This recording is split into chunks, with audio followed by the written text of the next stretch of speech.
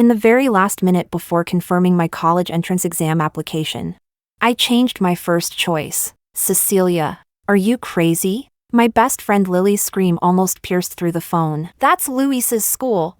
I stared at the green notification box on the screen, application submitted successfully. My fingers trembled slightly, but the pent-up anger in my chest throbbed so hard it hurt. Yeah, I heard my own voice, light yet carrying a reckless edge. I know.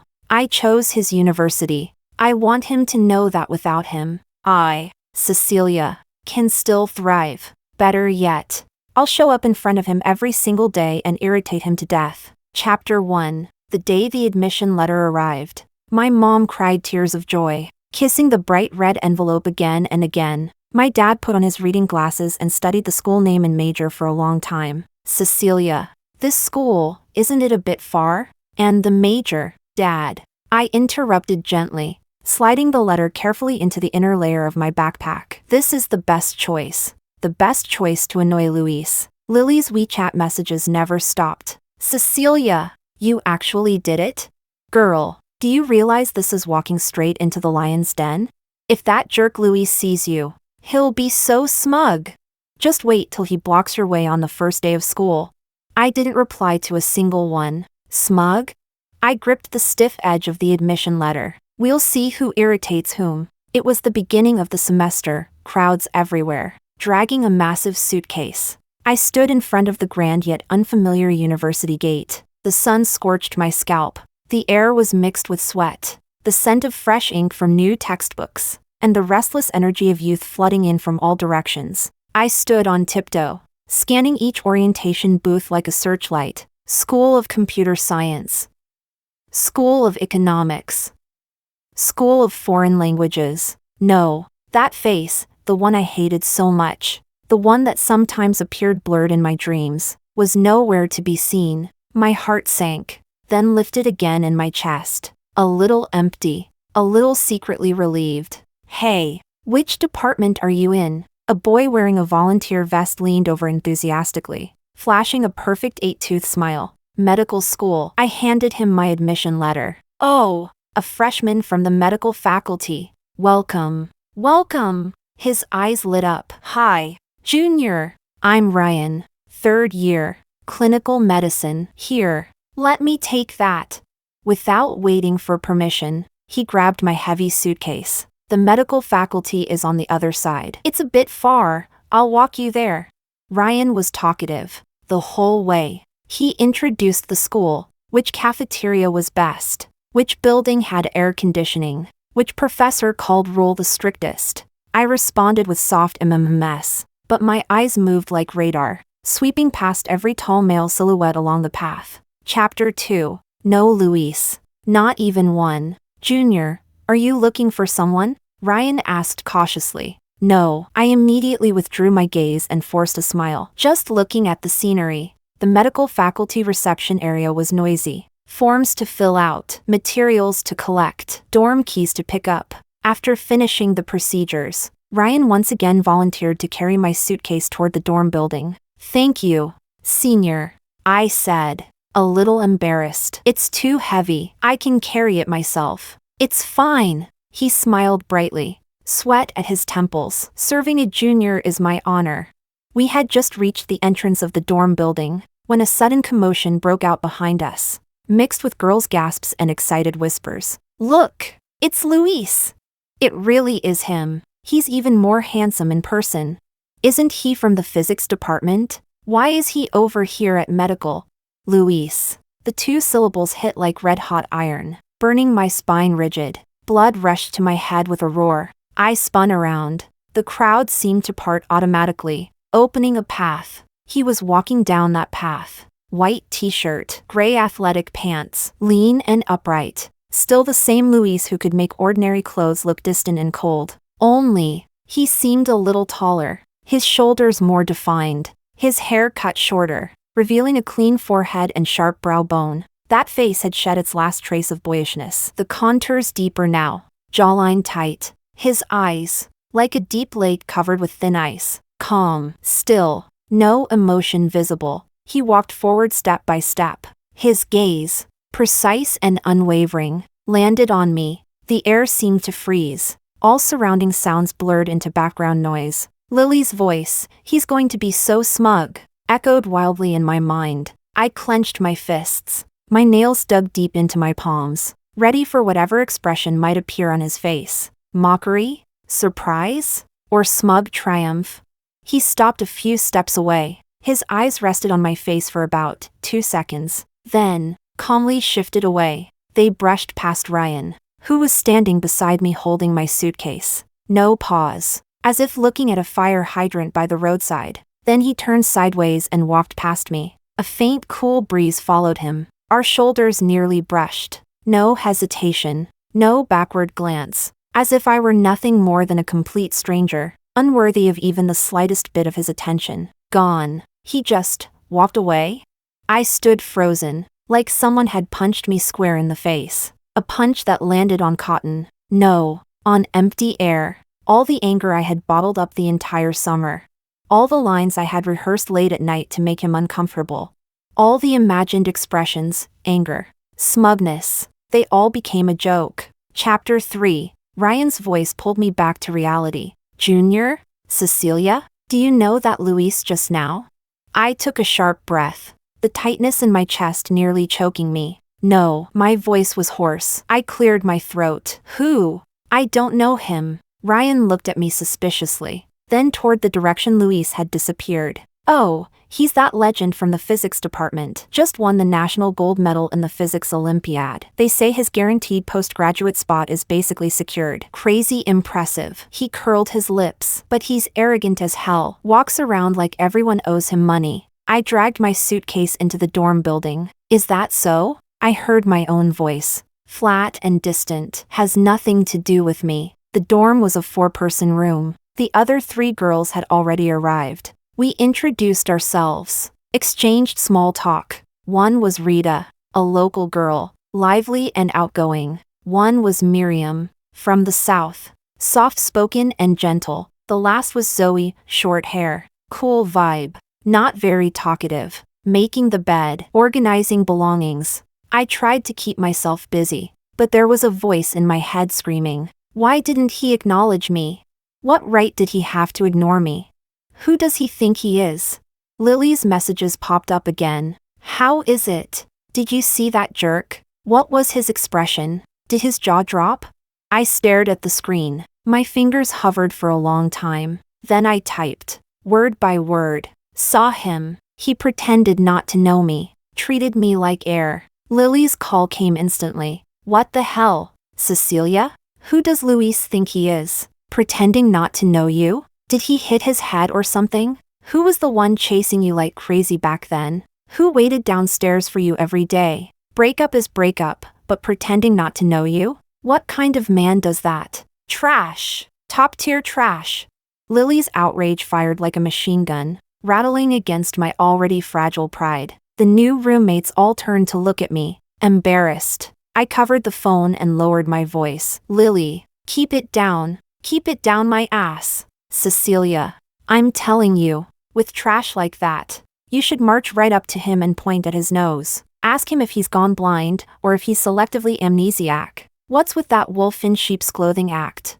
My throat tightened. "Forget it." "Forget what? You can't just forget it." Lily snapped, frustrated. "Can you swallow this humiliation?" "I can't." "You went all the way to his university for what? So he could make you uncomfortable?" After I hung up, the dorm fell silent. Rita asked carefully, "Cecelia, are you okay?" I forced a smile uglier than crying. "I'm fine. Ex-boyfriend, total jerk." "What?" Rita and Miriam gasped in unison. Even Zoe, who had been reading with her head down, looked up. "Running into your trash ex on the very first day of school? And at the same university?" Miriam looked at me with sympathy. "That's way too dramatic. Not just the same university." I gave a self-mocking tug at the corner of my mouth. I deliberately changed my application choice just to get into his school and irritate him right under his nose. The 3 of them fell into collective silence. The way they looked at me was a complicated mix of "Girl, you're bold," and "Girl, why would you do this to yourself?"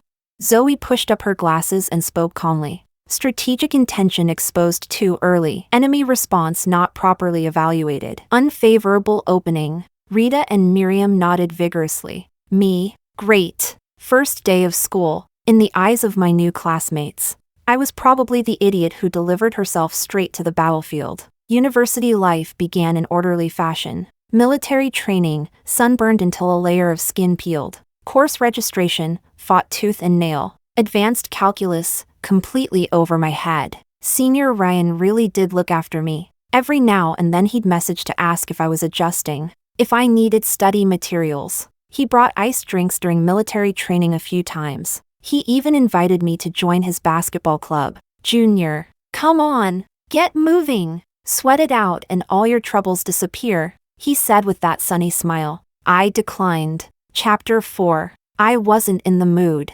The only thing that made my adrenaline spike was searching for Luis, like some kind of obsessive stalker. Second floor of the cafeteria. Window seats. Third floor of the library. Natural sciences reading area. The dull gray experimental building of the physics department. Even the outskirts of the small wooded area in the West Campus where couples supposedly gathered. I had run into him in all those places. Every single time. He wore simple t-shirts or shirts, carrying that slightly faded black backpack. Sometimes classmates were around him, boys and girls, but he was usually alone, walking briskly, eyes straight ahead. Every time, my gaze hooked toward him like a fishing line, hoping to catch even the slightest crack in his composure. A glance from the corner of his eye, a barely noticeable pause. Anything, nothing, not once. His line of sight was always fixed forward, or lowered to the book in his hands, the screen of his phone, precisely avoiding any direction where I stood. It was as if I, along with the resentful aura radiating from me, had formed a perfect vacuum barrier around him. Frustration, like waves of icy water, crashing over and over, drowning me, more suffocating than failing calculus. Lily's daily soul interrogations never missed a day. Did that jerk talk to you today? No. Did he say anything at all? No. Eye contact? No. Cecelia, grow a backbone. Will you? Go up to him, block his path, ask him if his eyeballs are smeared with crap. I stared at my phone, then turned off the screen. The dark reflection showed a completely dejected face. Block him? Ask what? Ask why he pretended not to know me. Ask why we broke up. Ask whether he had ever liked me at all. Each question felt like tearing open my own scabbed over wound, only to wait for him to sprinkle salt on it again. I chickened out. I admit it. Cecelia, was all bark and no bite. I held on to my pride just to irritate someone, and ended up suffocating myself instead. Days passed blandly. I gradually grew close to my dorm mates. Chapter 5. Rita was a born gossip queen, always well-informed. Miriam was gentle and attentive, like a little mom. Zoe was a logic monster with a sharp tongue, but reliable when it mattered. Ryan remained just as enthusiastic, inviting me to the cafeteria every few days or asking if I wanted to study together in the library. Senior, I finally couldn't help saying, you really don't have to take such good care of me. It's only right. He scratched his head, smiling a little awkwardly. We're from the same province. Besides, you're a girl so far from home, it's not easy. From the same province? Oh, right. He had mentioned it briefly on registration day. Same province. Different city. Half a fellow townsman. Thank you, Senior. I smiled politely, but the faint doubt in my heart didn't fade. His enthusiasm seemed to go beyond simple hometown solidarity or senior kindness. Until that day. In the anatomy building, a foundational course in medical school, there was no escaping this gloomy building heavy with the smell of formalin. It was my first lab session, and my palms were slick with sweat. Following the instructor through a long, dim corridor, doors lined both sides, tightly shut, each labeled. The sharp, invasive smell seeped into everything. At last, we reached the large lab classroom. The door swung open, a vast space, cold metal tables, blinding fluorescent lights. Anne, a figure in a white coat standing by the lab bench, head lowered, arranging instruments, lean, upright. The sharp lines of his profile looked almost sculpted under the cold light. Luis. What was he doing here? My feet seemed nailed to the doorway. Blood rushed to my head, then drained just as quickly. My heart pounded against my ribs. The professor's voice seemed to come from far away. "This is Luis from the physics department, here for interdisciplinary exchange research. He'll be assisting today. Please welcome him." Scattered applause. Luis lifted his head. His calm gaze swept across the crowded freshmen at the door. Unsurprisingly, it passed over me, without the slightest pause, as if I were just another indistinct face in the crowd. "All right. Form groups by student number." The professor clapped. In a daze, I was assigned to a group by the window. The metal lab table felt icy. On it sat organ specimens preserved in formalin. My stomach churned. I forced myself to look away and breathe deeply. But from the corner of my eye, I couldn't help glancing toward the other end of the lab. Luis was speaking quietly with a professor in a white coat. He lowered his head slightly, listening, occasionally nodding. The white coat hung loosely on him. He seemed thinner than on the first day of school, his jawline tighter. Under the harsh lighting, his complexion looked almost sickly pale. "Hey, Cecelia!" Rita nudged me with her elbow, whispering with wide eyes. "Look! That Luis from physics! Why is he here? And in a white coat?" "Exchange research, probably." I stared at the specimen jar in front of me, fingers cold. "Oh my god, he's even more handsome up close." Rita squeezed my arm excitedly. "Just so cold. Totally gives off a keep your distance vibe." I answered dully. "Keep your distance?" Chapter 6. Even I, his so-called acquaintance, was to keep my distance. The experiment itself wasn't complicated. Observe, record. But the psychological impact was enormous. I forced myself to suppress the discomfort and bury my head in the data sheet, trying to block out the low murmur drifting from across the lab. His voice discussing something with the professor. Calm, clear, with that metallic chill I used to know so well. Once, that tone had been familiar beyond measure. Now, it pierced my ears like ice picks. When break finally came, I practically fled the lab and rushed to the restroom at the end of the corridor. I twisted open the faucet and splashed cold water onto my face. In the mirror, I looked pale, my eyes slightly red. "A mess. Cecelia, you're really pathetic," I muttered through clenched teeth at my reflection. After a few deep breaths, I steadied my expression and prepared to go back. Just as I reached the restroom door, I heard hushed voices from the stairwell corner outside, filled with excited gossip. "That Luis from the physics department. So handsome. Why is he in our medical lab? That startled me. I heard he's working with Professor Zhang on some biophysics interdisciplinary project. Special approval. Wow, that impressive?" "Impressive. Sure, but I heard something happened to his family." My heart skipped violently. My steps halted on their own. I held my breath. "What happened?" "Not sure exactly. I think his dad's business failed, owed a lot of money, or got into a lawsuit. Anyway, they suddenly went bankrupt, sold their house and cars to pay debts." "What? Seriously?" "It was around the end of last semester, right after the college entrance exams. I heard he'd gotten a full scholarship offer from a top overseas university, but then his family situation blew up. He couldn't go, had to stay here, might have even taken a leave of absence to deal with things." "Oh my god. No wonder he looks thinner this semester. Always alone. From the clouds straight down to the ground, that must be awful. So that's why he changed? He used to be cold, but not this, unapproachable. Now he feels gloomy. Anyone would be. After that kind of blow." Their voices gradually faded. I leaned against the cold tiled wall. My hands and feet were freezing. It felt like my blood had stopped flowing. Business failure, bankruptcy, debts, lawsuits. Overseas offer, leave of absence. Right after the college entrance exams. Chapter 7. A vague point in time struck like a pale bolt of lightning, splitting open my tangled memories. The summer after the college entrance exams. At first, it was sweet, like every couple freshly freed from senior year. We planned trips and dreamed about the future. He held me and said, "Cecelia, once I get settled abroad, I'll bring you over." Later, the contact suddenly decreased.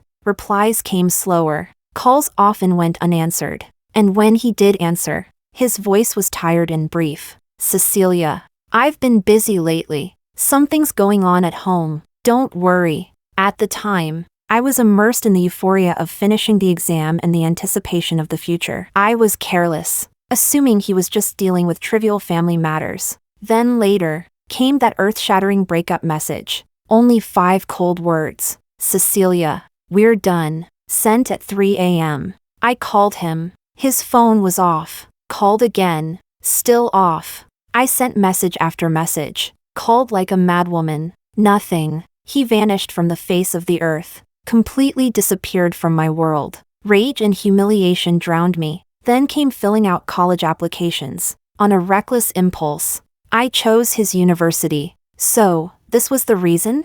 The heavy stone lodged in my chest seemed to crack slightly. What surged up wasn't relief. It was sharper bitterness and confusion. I returned to the lab in a daze. For the remaining half of class, my mind was blank. I didn't hear a word the professor said. My gaze kept drifting toward that lean figure in the white coat. He was focused on the microscope. His profile still expressionless, but that pale complexion, the tight line of his lips, the shoulders under the white coat that seemed too thin, they were like countless tiny needles piercing my heart. So that was the weight behind his pretending not to know me, behind treating me like air. The class bell rang. Students flooded toward the door. I deliberately slowed down while packing my things. My eyes followed him. He exchanged a few more words with the professor, then took off his white coat, folded it carefully, and placed it into the cabinet. He picked up his black backpack, turned, and walked toward the door. My heart leapt into my throat.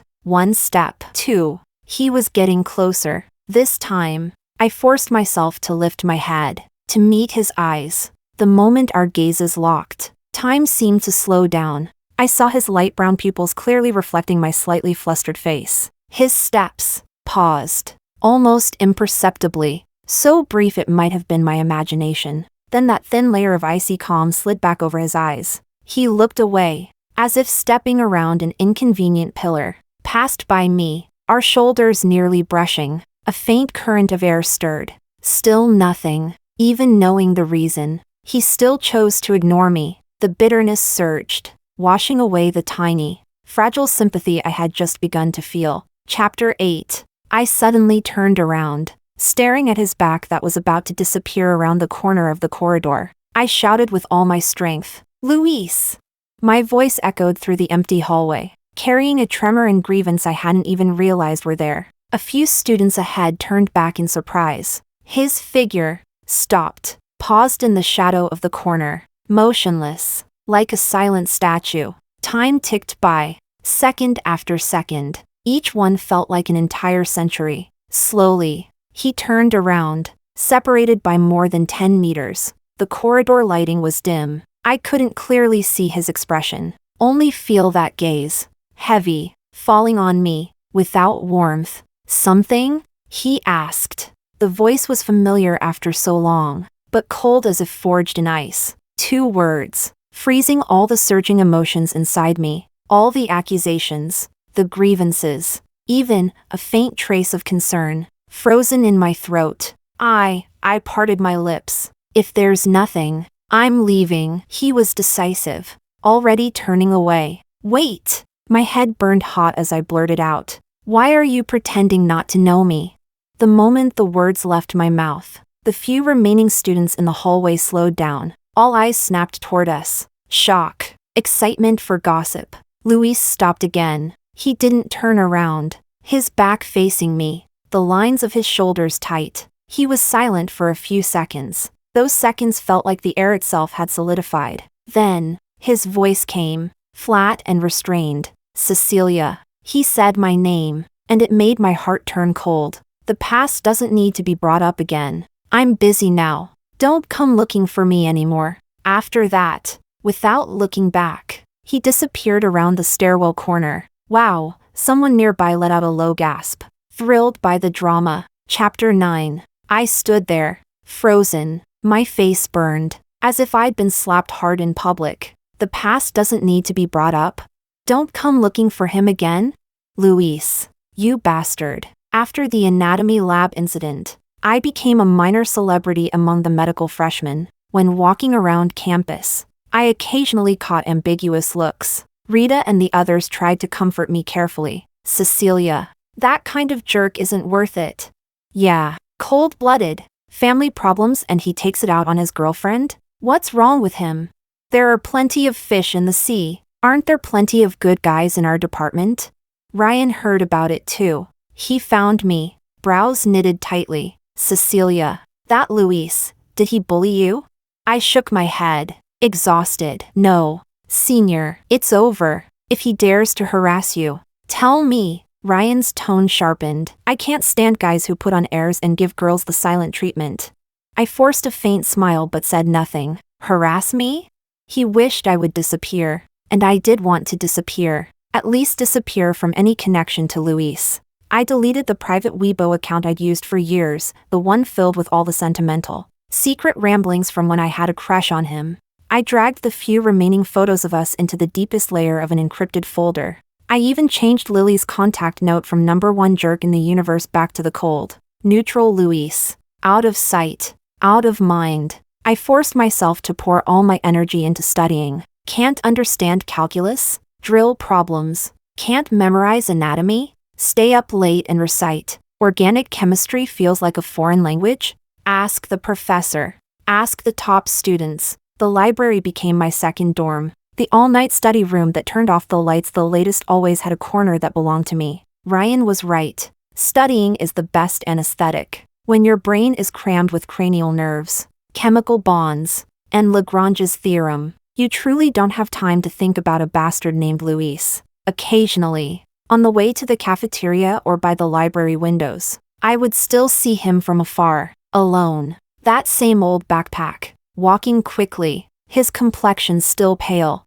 But in his eyes, there was now an almost obsessive focus, like a string stretched to its limit. I knew he was fighting desperately, using academics, using that lofty interdisciplinary project, to patch up the world that had collapsed. We became two parallel lines that would never intersect. Only sometimes, in the instant I woke from nightmares at night, or during anatomy class, when I saw his thin, silent profile, a faint, persistent ache would still rise from some hidden corner of my heart. Chapter 10. Time drifted steadily into late autumn. The ginkgo trees on campus burned in brilliant gold. The School of Medicine and the School of Physics organized a friendly basketball match. Posters were plastered everywhere. Rita and Miriam were beyond excited. Cecelia, are we going? Are we going? I heard Luis is playing for physics. He's insanely handsome on the court.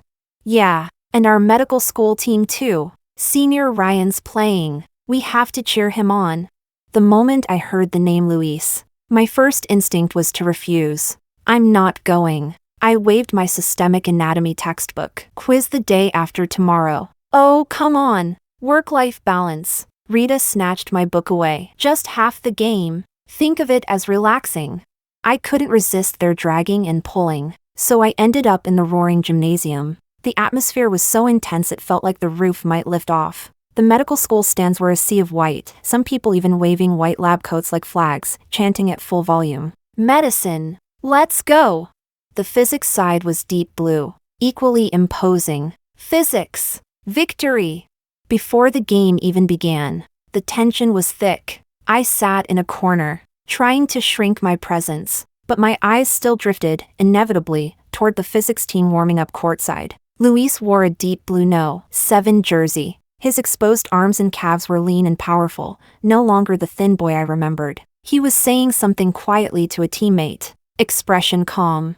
Eyes focused. The whistle blew. The game began. Fast breaks. Intense defense. Bodies colliding. Cheers and screams surged like waves. Luis stood out on the court. Skilled, quick, sharp in his drives. Every smooth crossover, precise pass, or clean layup drew shrieks from the physics stands, especially from the girls. Luis! So handsome! #7. Let's go! Rita shook my arm wildly. Damn! Cecelia! Look at him! He's that good? Why didn't we know this before? I didn't answer. My eyes were locked on that deep blue figure sprinting across the court. Sweat traced down his sharp jawline. Jumping, running, defending, attacking. Every movement carried a sense of power released after long suppression. like a silent beast finally finding an outlet. On the medical side, Ryan was the starting center, broad-shouldered, aggressive on rebounds. Near the end of the first half, the score was tight. Medicine trailed by 2. Physics had possession. Luis dribbled, pushing forward quickly. Ryan guarded him closely. They clashed near the three-point line. Luis made a sudden stop and sharp cut, trying to break free. Ryan stuck to him. There was a subtle movement, an elbow pushing outward. Small, fast, almost impossible to notice amid the physical clash. But from my angle, I saw it clearly. The next second, Luis seemed to be struck by a powerful force. His balance gave way instantly. He crashed hard onto the hardwood floor, landing on his side. Bang! A dull thud. It cut through the roaring crowd. For a second, time froze. Then, the physics stands erupted in furious shouts and boos. Foul! That's a flagrant foul. Ref, check the replay. Number 7. Are you okay? Luis curled on the floor, one hand clutched tightly at the lower part of his left ribs. His face had gone completely pale. Cold sweat broke out across his forehead instantly. He gritted his teeth, making no sound, but his body trembled slightly from the pain. The referee blew the whistle to stop the game. Medical students rushed over, arguing. Physics students surrounded the referee and Ryan angrily. Chaos. My body reacted faster than my brain. By the time I realized it, I was already sprinting down from the stands, pushing through the crowd, rushing onto the court, dropping to my knees beside Luis. Luis! My voice was shaking uncontrollably. Are you okay? Where does it hurt? He pressed his ribs, unable to speak from the pain. The veins at his temple bulged. Sweat dripped heavily down his face. His light brown eyes were unfocused from the agony. When he saw it was me, a flash of surprise crossed his eyes, then deeper pain, and a trace of embarrassment. He tried to push himself up. Don't move, I nearly shouted, tears flooding my eyes. It could be your ribs. Don't move. I snapped my head up and screamed at the chaotic crowd and Ryan, who was still arguing with the referee. My voice sounded sharp and furious, even to my own ears. Call the campus doctor. Call them now. What are you standing there for? Every eye turned toward me, including Ryan's. He looked at me with something painfully complicated in his gaze. Shock, confusion, and a hint of humiliation and dark resentment at being publicly accused. The campus doctor rushed over with a medical kit. After a quick check, the expression turned serious. Possible rib contusion or fracture. He can't move. He needs X-rays at the hospital. A stretcher was brought. Luis was carefully lifted onto it. His eyes remained closed the entire time. Brows tightly furrowed. Lips pressed into a pale line. Sweat dampened his temples. As the stretcher passed me, I instinctively followed.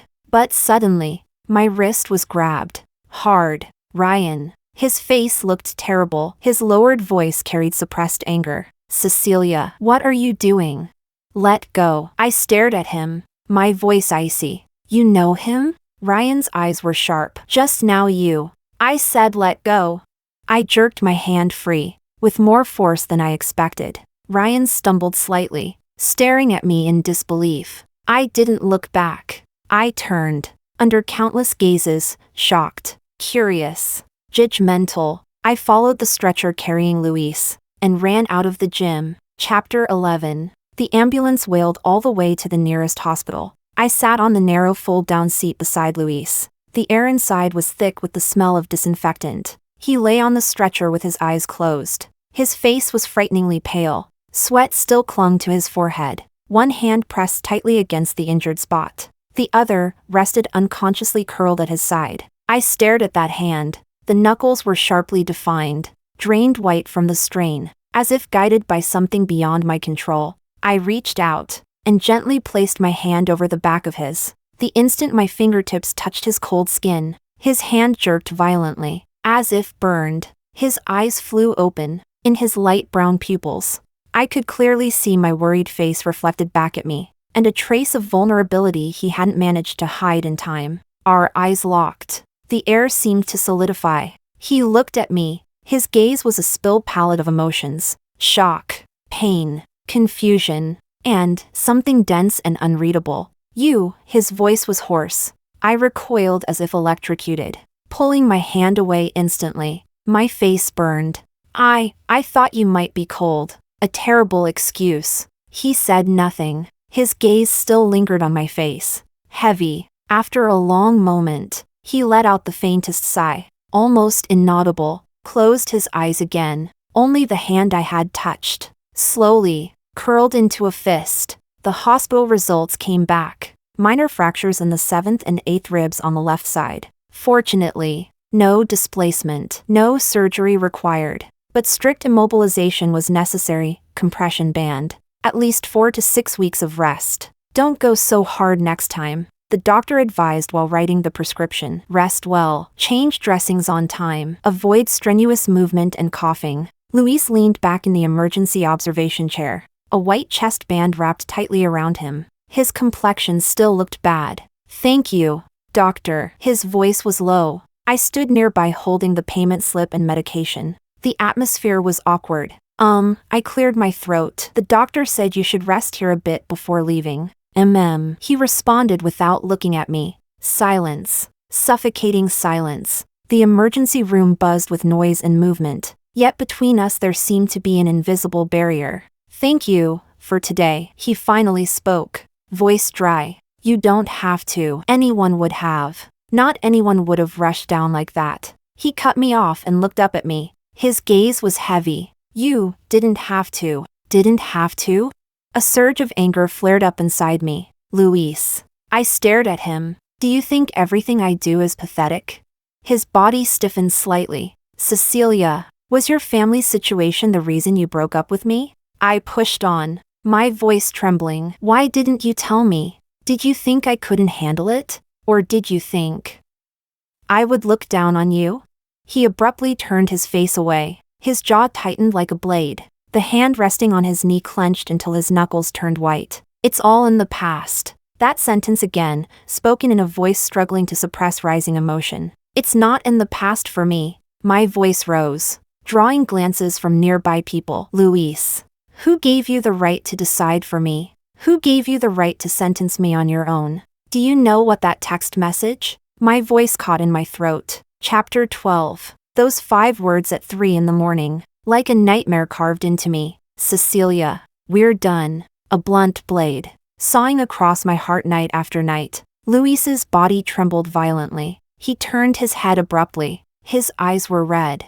The cold mask he had worn for so long finally cracked. Beneath it, bottomless pain and despair. Tell you? His voice was ragged, trembling on the edge of collapse. Tell you what? That my dad owed debts he couldn't repay in several lifetimes? That our house was seized? That my mom collapsed and was hospitalized? He drew in a sharp breath. His chest rose painfully against the bandage, and he let out a low groan. His face turned even paler. Tell you that the offer I got, because my family went bankrupt, because the guarantor fell through, was completely cancelled? Every word landed like a hammer, crushing against my heart. Cecelia, he looked at me, eyes filled with endless exhaustion and desolation. At that time, what did I have to talk about the future with? What did I have to fulfill my promises to you? I could barely hold myself together. Should I have let you watch me struggle like a stray dog? Or dragged you down with me, into that bottomless swamp? He let out a bitter laugh. It looked worse than crying. I couldn't do it. Rather than let you suffer beside me, watching me fall apart, I thought it was better if you hated me. At least, hate is easier to let go of than love. The emergency room lights were harsh and white. They illuminated his bloodless face, and those shattered eyes. I stood there, feeling hollowed out. So this was the storm he had buried, far more violent than I had imagined. So, my voice felt distant, hoarse. You just chose the easier path for me? Luis, tears finally rolled down my face. Did you ever ask me? Did you ever ask whether I wanted to carry it with you? He froze. He stared at my tears, disbelief and fierce struggle swirling in his eyes. He couldn't speak, like a fish gasping on shore. You're so self-righteous. I wiped my face, but the tears wouldn't stop. You thought you were protecting me? Do you know how I survived those months? Running around like a fool looking for you, left with nothing but anger and confusion? I came here just to prove I wasn't as fragile as you thought. And what did I prove? I laughed bitterly that I'm actually pretty stupid. I took a deep breath, placed the bag with the medicine and receipt gently on the chair beside him. I paid the bill, the receipt's inside. The doctor said you need to rest. From now on, I looked into his lost, aching eyes. Stop playing basketball like that, and stop making decisions for other people. Then I turned, walked out of the emergency room, without looking back. The late autumn wind was sharp. It cut across my face like a blade. I wrapped my coat tighter and walked aimlessly along the hospital street. Luis's broken gaze, his hoarse confession, my uncontrollable tears. It all felt like a fever dream. The massive stone that had been lodged in my chest seemed cracked open, cold air poured in, and something heavy, something that had weighed on me for too long, was finally beginning to drain away. Chapter 13. Hate? It didn't feel that intense anymore. What remained was endless exhaustion, and a strange emptiness, like dust settling after a storm. My phone vibrated wildly in my pocket. Lily, Rita, Miriam, even Zoe, Ryan too. More than a dozen missed calls, countless messages. I didn't answer any of them, only replied to Rita, "I'm fine, taking a walk, I'll be back later." Then I turned off my phone. I needed to be alone. After that day, Luis and I entered a strange kind of ceasefire. He wore the chest brace, moving stiffly. Sometimes we ran into each other in the cafeteria or library. He no longer turned away like I was something contagious, but he didn't approach either. When our eyes met, he would give the faintest nod, barely noticeable, a silent, distant truce. I would nod back, then look away, like the most familiar strangers in the world. Ryan came to see me a few times, waiting downstairs outside the dorm. Cecelia, about that day, he hesitated. Expression complicated. "I'm sorry. I didn't mean to hit him like that. It was intense. I didn't pull back in time." I looked at him. Under the sunlight, he still wore that bright, sunny smile. But something had shifted. I nodded. "I know. You and him," he tested carefully. "It's nothing." I cut him off calmly. "It's over." Ryan fell silent. "Cecelia." He looked at me seriously. Senior. I interrupted gently with a polite smile. "Thank you for always taking care of me. Finals are coming. I need to study." I didn't look at his stunned expression. I turned and went back inside the dorm. Some things don't need to be said out loud. Keeping distance is better for everyone. Life filled up again with the pressure of final exams. Heavy textbooks, stacks of printed notes, cup after cup of instant coffee. Staying up so late my vision blurred. Sometimes in the quiet of the night, when I put my pen down and rubbed my aching neck, the image of the emergency room's pale light, and his shattered eyes, would flash across my mind. A faint ache would tighten in my chest. But soon enough, another impossible calculus problem, or a stubborn anatomy term, would drag me back to reality. "That's enough, Cecelia. Look forward." Chapter 14. Winter break. The moment I got home, my mom took one look at my thinner face and burst into tears. "Cecelia, don't study yourself to death. Your health matters more." My dad, on the other hand, was pleased. "That's the spirit. With that drive, my girl's definitely getting a scholarship." Lily stormed into my house and pinned me to my bed for an interrogation. "Spill it. What happened with that jerk?" "No. Luis?" I lay there with my arms behind my head, staring at the ceiling. I briefly told her about the truth session in the hospital. Lily was quiet for a long time after hearing it. "Damn," she muttered finally. "Okay, fine. I get it, but he's still a jerk. Who gave him the right to decide for you?" A jerk. I agreed. "So, do you still hate him?" "Hate?" I thought about it. Not that much anymore. I rolled over and buried my face in the pillow. "It just feels exhausting." "And do you still like him?" Lily asked bluntly. "Like." The word dropped into the lake of my heart like a pebble. Ripples spread in messy circles. "I don't know." I murmured. "Maybe." I stopped liking him a long time ago. Winter break ended. Back at school, early spring winds still carried a sharp chill. Medical school entered an even more intense core phase. The pressure doubled. I buried myself deeper. Library, lab, study room. a straight line between 3 points. My goal had never been clearer.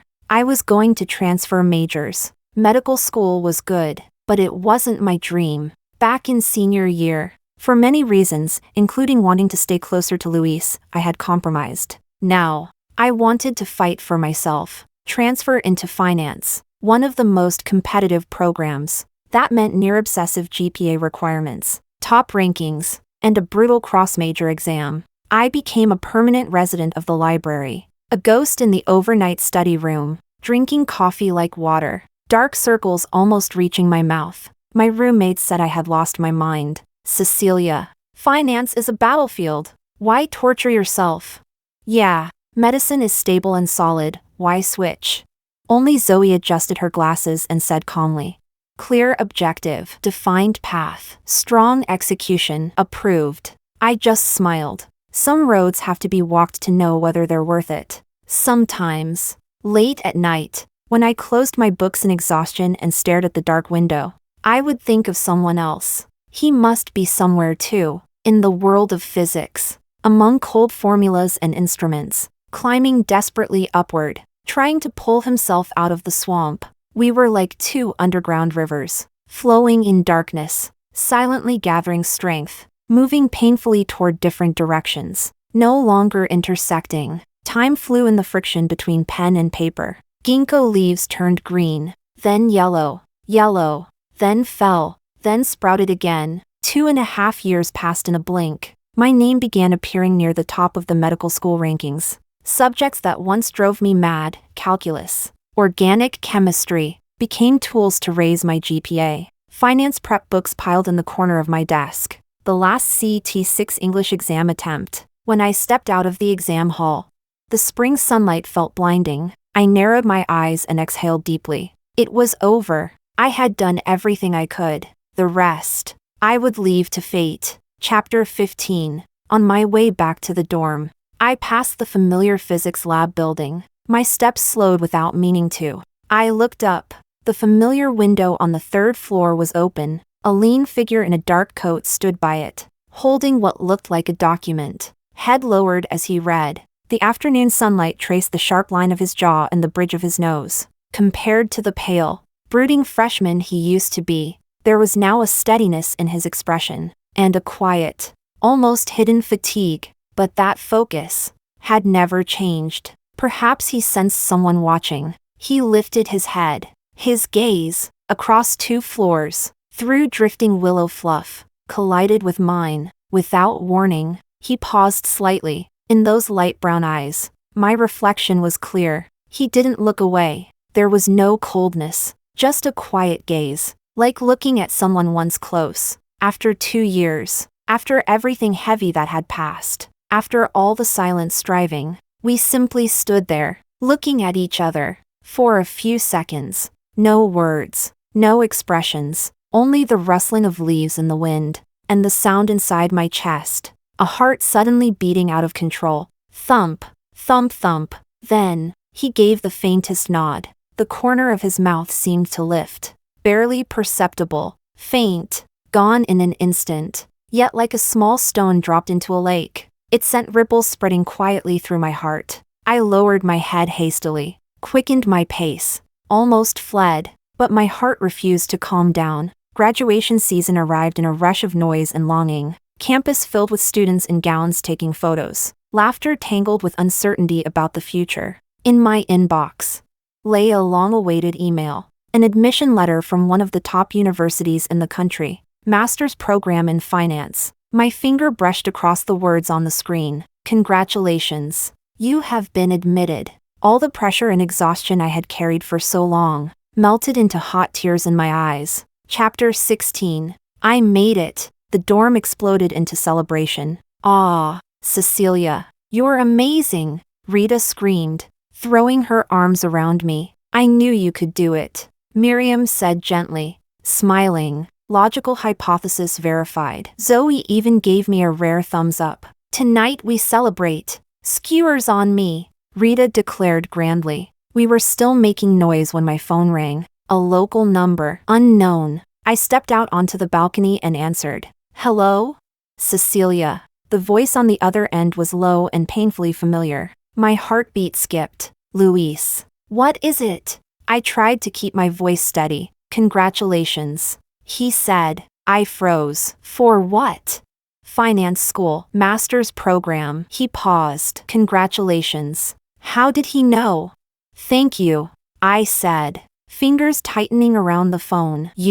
I got my offer too. His voice carried a quiet finality. MIT, physics, full scholarship. MIT, full scholarship. I leaned against the cool balcony railing. The sunlight felt sharp. Congratulations, I said, and I meant it. Silence lingered for a few seconds, only faint static in the line. Cecelia, When you changed your college choice back then, his voice turned rough. Was it to spite me?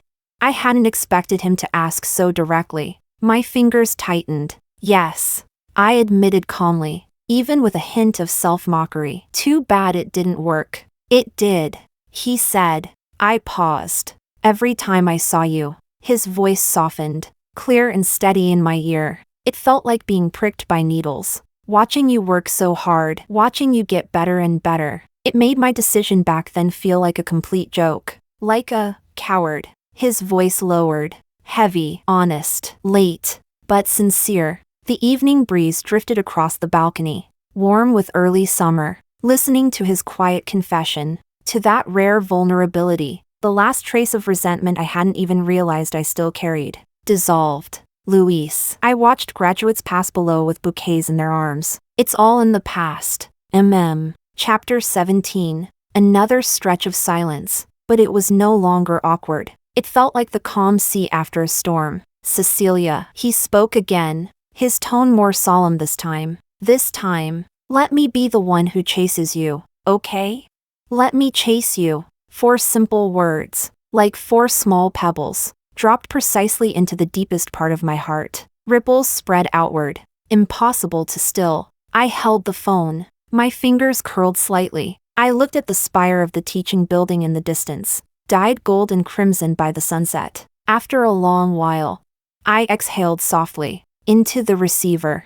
I said, Luis, this time, don't run away halfway. From the other end of the line came a soft, unmistakable laugh. Like ice cracking, like spring water finally thawing. Okay, this time, even if I die, I won't run. On graduation day, the sunlight was impossibly bright. Everywhere on campus, caps were tossed into the air. Noise, laughter, hugs, tears. The air was thick with the scent of gardenias, and the quiet ache of parting. I stood in the bustling crowd, holding my finance school admission letter and a large bouquet of sunflowers from my friends, waiting to take one last photo with my dorm sisters. My gaze drifted casually across the crowd, and stopped at the edge of the physics formation. He wore a deep blue graduation gown, tall, straight-backed, surrounded by classmates. Holding what looked like his diploma, he tilted his head slightly as he listened to someone speak, nodding occasionally. Sunlight traced the clean line of his jaw and short hair. All the shadows were gone. What remained was calm, steady, as if sensing my gaze. He suddenly looked up. Over the sea of moving heads, his eyes found me. Across more than 10 meters. Across the roar of the crowd, across the chaos of our youth. He looked at me, and then, slowly, his lips curved upward. Not a fleeting hint of a smile, but a real one, bright, clear, freed of burdens, relieved, and quietly hopeful, like sunlight breaking through heavy clouds. So bright it made my eyes sting. I couldn't help it. I smiled back, and waved my golden sunflowers at him. He saw. His smile deepened. Then he lifted his hand, not to wave. He pointed to himself, then to me, and finally, toward the distance, that direction, the school gate, the future, the new paths we were each about to take. Paths that might no longer run parallel. A simple gesture, yet it felt like a silent promise. The future, we walk it together. My dorm sisters' voices pulled me back. Cecelia, come on! Photo time! Coming! I took one last look at the boy smiling at me in the sunlight, clutched my sunflowers, turned, and stepped into the tide of graduation, toward a brand new future. My heart felt clear, bright. I knew, This time, it wasn't about chasing anymore. It was about walking side by side.